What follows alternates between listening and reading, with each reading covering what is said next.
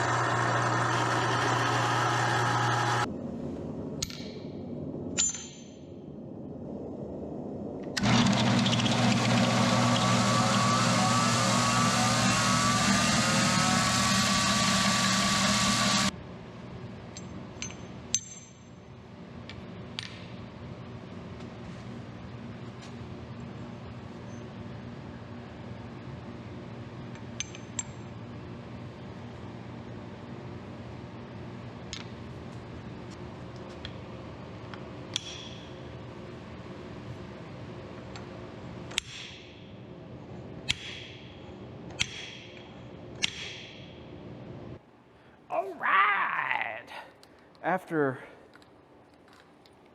I doubt I have any regular viewers still, which is unfortunate.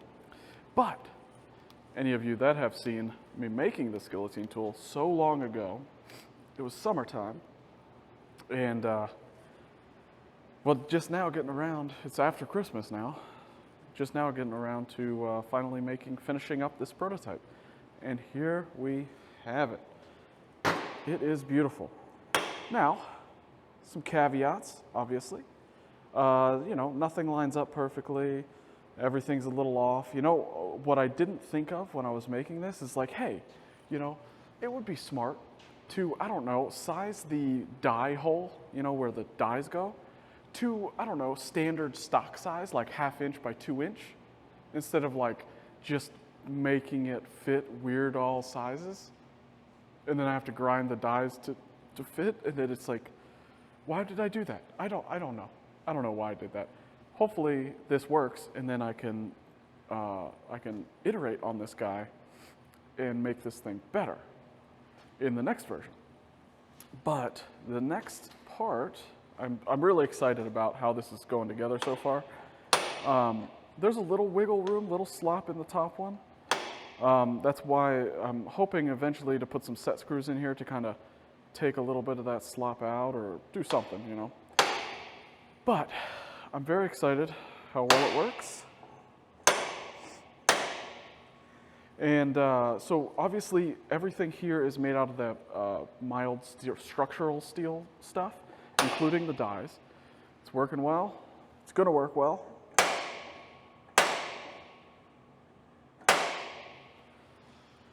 And it'll at least work for a little while. I'm really excited. So I'm going to figure out what kind of dies I want to start with. And I'm thinking fullering because I could always make another set of dies, I guess, and make them square. But I'm thinking a fullering die because I can still do, you know, put in shoulders and stuff like that and have, you know, and then square it up on the anvil, you know. So I think I'm gonna round them. I think I made up my mind.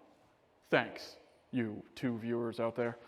I will make them round and then I'll be back. And then we're actually gonna stick something in the forge and test it out, I guess. Without the set screws and without the all the other stuff. I'm gonna make these round and then we're gonna do it. See you in a few. Yeah! That was quick, huh? That was real quick. Well, I just grinded up the dies. Now they're rounded dies. Both top and bottom are rounded up.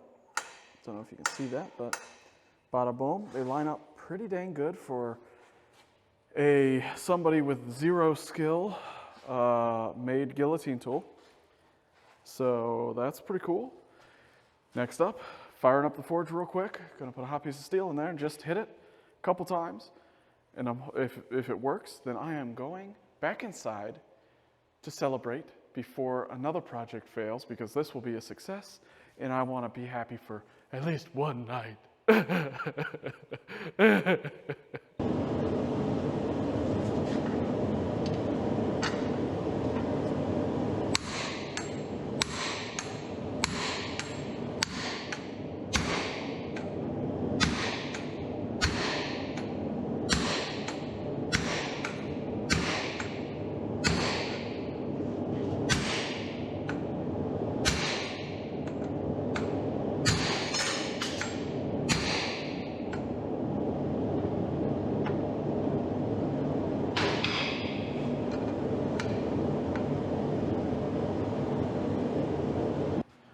Sweet mamma jammy. Well, I would say I'm just going to cool this down so I don't burn myself. I will say this was a partial success. Did it fuller? Did it work correctly? Yes, absolutely.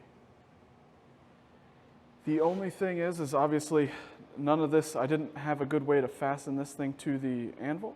So that's a problem. I need to figure out how to fasten it better.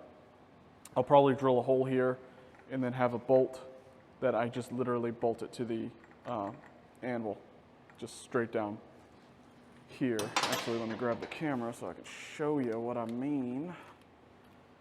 So, I think it's the Pritchard hole, this hole. I can just move this guy over here, drill a hole, boom, and just bolt it directly down. So that way I don't have to worry about it. So that's it. Easy way to attach it. Next thing, obviously, in the original design, I had multiple bolt holes to keep these things from twisting and keep everything straight. Well, I opted for one hole so that basically because there wasn't really a lot of room for 2 bolts going through here. Well, the downside is those spacers up here twist a little bit. So what I'm probably going to do, hey, I can see myself. What I'm probably going to do is get everything lined up as best I can, tightened up, and then just fuse weld-ish these spacers onto the main arm, and then leave this main bracket loose or detachable, and do the same thing for the this spacer. The bottom ones don't need it because they're on the base plate, so they can just stay free.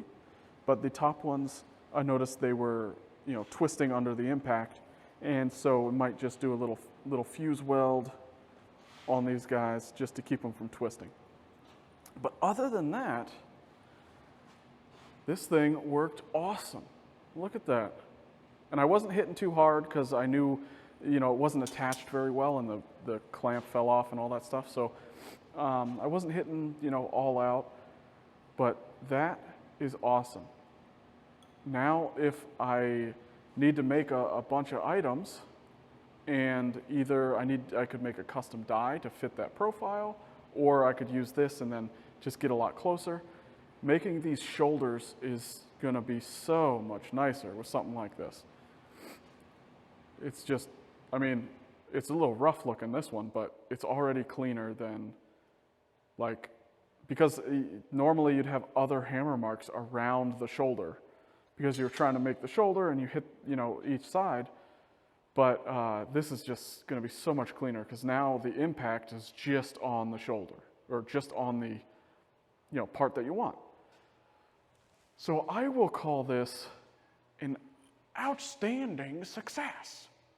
I don't expect them to last forever, but because they're 1/2 inch and they're most likely the majority of what they're going to be impacting is also mild steel, hot though.